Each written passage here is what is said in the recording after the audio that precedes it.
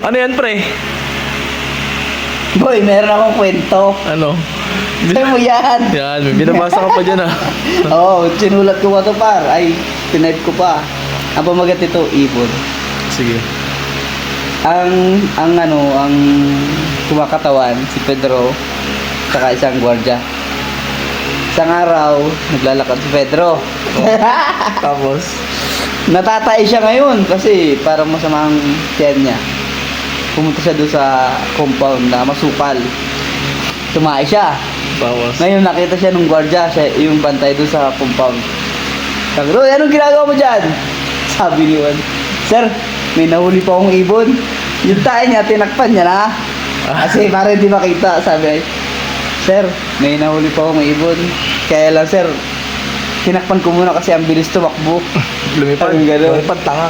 Hindi, tumatakbo rin yun. Tumakbo. Mabilis din. Ngayon sabi ng gwardya, anong ibon yan? Sabi ko, Sir, hindi pwedeng ate. Kasi baka makatakbo, makawala. Tapos sabi ni Pedro, Sir, pwede mo bang hawakan tong yung panantakip niya? Sabi ng gwardya, sige, maghahanap lang ako, Sir, ng panali, sabi ni Pedro. Hindi yung gwardya muna, takip, tinakpan niya ngayon. Pero, tapos umalis na si Pedro. Ngayon sabi nung ano kayang ibon to? Parang nagtataka yung gwardya, anong ibon to? Tinatakot siya. Sabi, silipin ko nga. Pag-agad, uy, bawal pala bawal pala silipin kasi baka tumakbo. Baka magalit si Juan. Di ngayon, mga 1 minute, wala pa rin si Juan. Ang tagal naman, ay ni Pedro, tagal naman ni Pedro. Sisilipin ulit. Ay, baka tumakbo ulit. Gagalit siya. Mga 30 minutes na gagalit na.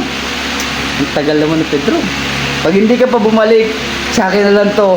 Sabi ganun. Di, sisilipin ulit. Ay, sa akin na lang, sige, sa akin na lang to. Bahala ka. Binandahan, tapos sinaangat. Pagdahan-dahan. Shit! Ipot na lang natira. Nakatakbo na yung ipot.